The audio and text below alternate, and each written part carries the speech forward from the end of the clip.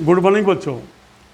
मैंने देखा है बच्चों को पढ़ा कर, ये 9th के बच्चे हों या 10th क्लास के भी बच्चे हों, तो मैंने देखा कि बहुत सारे बच्चों को, माने ये शर्म की भी बात है कि ये स्क्वायर रूट यानी वर्गमूल निकालने ठीक से क्या होता है नहीं आता है। तो जैसे वो क्षेत्रवृत्ति बनाते हैं या अन्य क्वेश्चन बनाते हैं तो वर्गमूल के चलते वो क्या होते हैं, फंस जाते हैं। तो इसीलिए मैंने सोचा है कि मैं वर्गमूल भी मैं सिखा देता हूँ। तो आज जो हम लोग पढ़ेंगे वर्गमूल वो होगा अभाज्य गुणनखंड। ये हल्का है इसीलिए मैं इसको जल्दी पढ़ाऊँगा।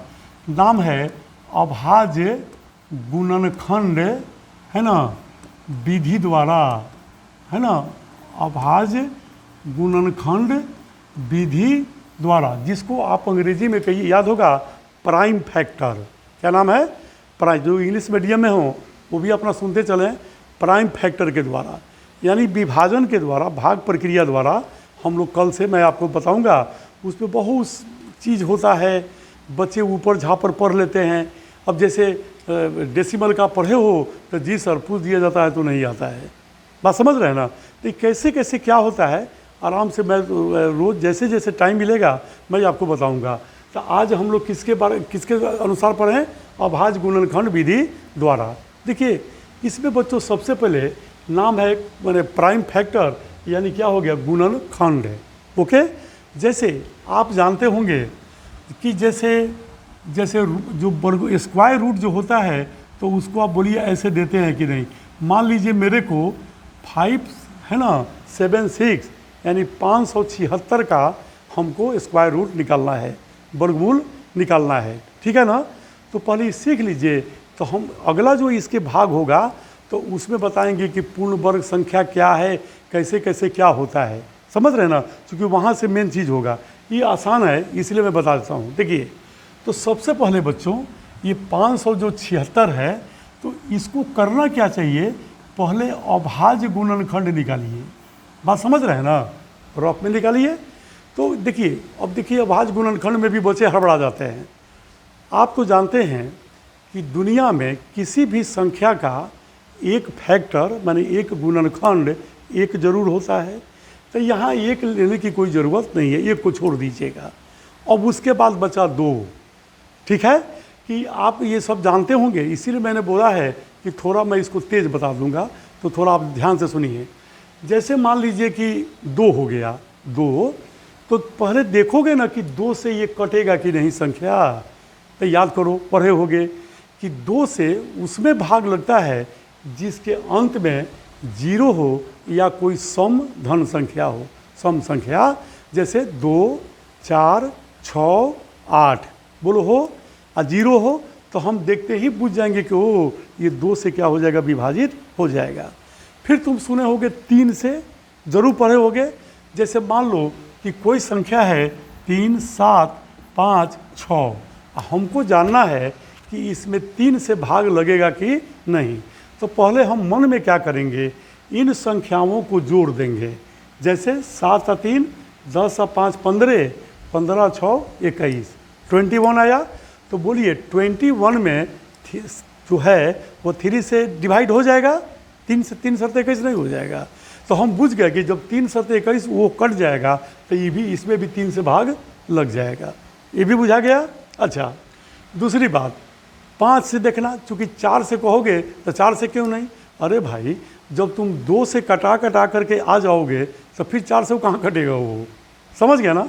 तो चलिए 5 से, तो 5 से विभाज्यता का नियम आप जरूर पढ़े होंगे कि जिस संख्या का अंतिम अंक 0 हो या 5 हो, या तो 0 होना चाहिए और नहीं तो 5 होना चाहिए, ठीक है ना। तो वो 5 से क्या हो जाएगा, कट जाएगा। फिर इसके अलावा भी 7 9 11 13, 9 नहीं तो 11 है, 13 है। तो धीरे धीरे जैसे जैसे मिलेगा हम आपको बताएंगे और आप भी उसका इस्तेमाल कीजिएगा। फिलहाल 2 से 3 से 5 से ये काम चल जाता है। जब 2 और 3 5 से नहीं कटेगा तो 6 से नहीं कटेगा, क्योंकि 6 से कैसे कटेगा, आप तो 2 और 3 से कटा दिए हैं पहले ही, तो 2 3 6 नहीं होता है। तो इसीलिए 5 से जब नहीं कटे तो 7 से सोचिएगा, 7 से नहीं कटे तो 8 9 भी छोड़ देना है, तब 11 से देखिएगा, फिर 12 छोड़ देना है, 13 से देखिएगा। समझ रहे हैं ना? तो देखिए, तो बच्चों सबसे पहले इसमें क्या किया जाता है कि पहले याद रखिए, पहले आपको एक अच्छी बात तब मानी जाएगी जब पहले आप निम्नतम से क्या करें, डिवाइड करें। अब ये नहीं कि 6 है तो चलो पहले 3 से देख लें, तो चलो पहले 7 से देख लें, नहीं, पहले आप 2 वाला सोचिएगा, याद है ना। तो 2 से, तो इसके अंत में 6 है तो जरूर इसमें 2 से भाग लग जाएगा। बोलिए लगेगा कि नहीं लगेगा? लग जाएगा। तो क्या होगा, तो हम इसमें 2 से भाग देंगे, ओके, क्योंकि अंतिम संख्या 6 है अर्थात सम संख्या है। तो बच्चों, तो जब 2 से इस पर भाग हम देंगे तो 2 का पहाड़ा पढ़िए, 2 एकम 2, 2 दूना 4, 2 तिया 6। तो बोलिए 6 5 से ज़्यादा हो रहा है कि नहीं हो रहा है? तो 2 एकम 2, 2 दूना 4, 2 1 जा 2, 2 2 जा 4। तो कितना मरतबे गया इसमें? तो 2 दूना 4। तो यानी मन में सोचना है कि 4 बचा तो 5 में से 4 घट गया, तो 5 में से 4 घट गया तो हैंड में कितना आ गया? 1। तो फिर 1 हुआ, तो 1 पर 7 है तो 17 यानी 17 हुआ। तो फिर 2 का पहाड़ा पढ़िए 17 तक, तो 2 अठे 16। तो यहाँ पर हम भागफल जो आएगा 2 अठे 16, तो यहाँ पर हमने दे दिया है ना, 2 अठे 16। और कितना था बच्चों? 17। तो हाथ में कितना बचा? 1 बचा ना। तो फिर 1 पर 6 हो गया, तो आराम से 2 अठे 16। तो फिर इसको हमने क्या किया? लिख दिया, ओके। ऐसे भाग देना है। अब देखिए, आप 9 10 में पढ़ते हैं, 8वां में हैं, अब ये नहीं इतना बुझाएगा तो क्या फ़ायदा है पढ़ने से? बात समझ रहे हैं ना। अब देखिए, अभी कुछ 2-3 दिन पहले की बात है कि 10th क्लास में मैंने एक बच्चा से ऐसे ही पूछ दिया कि बोलो ये कैसे भाग दिया जाता है। तो देखिए, तो अब उस बच्चा को जैसे 576 में कैसे हम 2 से भाग दिए कि 2 दूना 4, 1 गिरा, फिर ऐसे ऐसे मैंने दिया ना। तो देखिए वो बच्चा क्या कर रहा है, अब वो उसको ये भी नहीं बुझा रहा है कि 2 से ऐसे भाग दिया जा सकता है।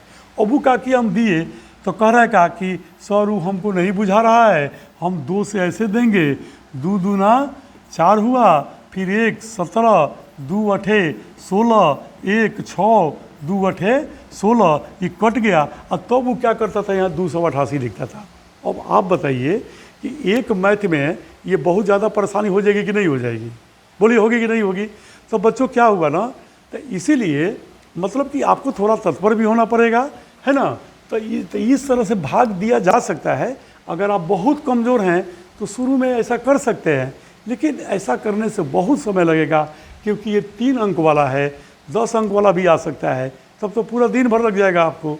तो देखिए, फिर हम देखे हैं कि 8 है सम संख्या, तो 2 से लग जाएगा। तो 2 एकम 2, 2 चौका 8, 2 चौका 8 आराम से हो गया। फिर 2 से तब तक देते रहिए जब तक लगता रहे। फिर 2 सते 14, फिर 2 दूना 4, फिर 2 से दीजिए, 2 तिया 6, कितना गिरा? 1। तो 1 पर 2 12, तो 2 छक 12, फिर 2 से दीजिए, 2 एकम 2, 1 गिरा हाथ में, 6 16, 2 अठे 16, फिर आप 2 से दीजिए, 2 9 18, फिर 3 से दीजिए, 3 तिया 9, मन करे तो अंतिम में 3 बचा, तो इसमें 3 से देके 1 लिख सकते हैं, लेकिन कोई ज़रूरत क्या है, नहीं है। बात बुझ गए? तो अगर ये आपको ऐसे भाग देने नहीं आएगा, आप 8वां 9वां 10वां में पढ़ते हैं या किसी भी क्लास में पढ़ते हैं, तो फिर क्या फ़ायदा है पढ़ने से, राइट। अब हम लोग क्या करेंगे बच्चों कि जैसे मान लीजिए कि यहाँ पर हमने जो हमको अभाज्य गुणनखंड मिला, अभाज्य गुणनखंड इसलिए कहा जाता है कि ये जो संख्या मिलती है वह अभाज्य होती है, राइट, समझ रहे हैं ना। तो देखो यहाँ पर, तो जैसे ये 576 है, तो अब हम इसको न लिख करके जो इसके फैक्टर हैं उसको लिखेंगे। 1 2 3 4 5 6 ठो 2 आया है, 1 2 फिर 3 3 2 4 2 5 2 6 2 हो गए, ठीक है।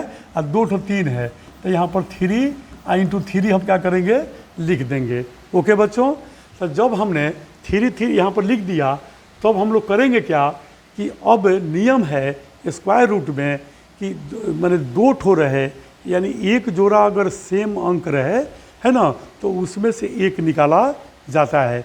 जैसे आप गौर से देखिए, बोलिए यहाँ 2 गो 2 है, यह तो इसमें से 1 गो निकलेगा, फिर गुना दो गो दो है तो एक निकलेगा, फिर यहाँ पर दो ठो दो है तो एक निकलेगा, फिर दो ठो तीन है तो एक तीन निकलेगा। तो जब जोड़ा में से एक लिख दिए तब ये है रूट का जो नहीं है चिन्ह है संकेत, ये नहीं दिया जाता है। अभी हट गया अब यह, ठीक है। तो यानी दो दूना चार, चार दूना आठ, आठ तीन का 24, राइट। टू टू जा 4, 4 टू जा 8, 8 थ्री जा 24। तो यही 24 जो हुआ यह 576 का 576 का स्क्वायर रूट हुआ।